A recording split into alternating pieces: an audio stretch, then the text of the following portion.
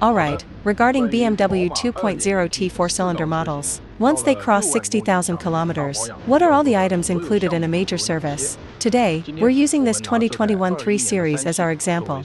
It currently has 77,000 kilometers on it, and this is its first major service. Owners of this series can follow this guide directly as a reference. Aside from the 3 Series, as long as it's a 4-cylinder, rear-wheel drive model from the same era, it's exactly the same with no real difference. If you're unsure or have a different engine size, you can leave your model and year in the comments. You can also like and save this video.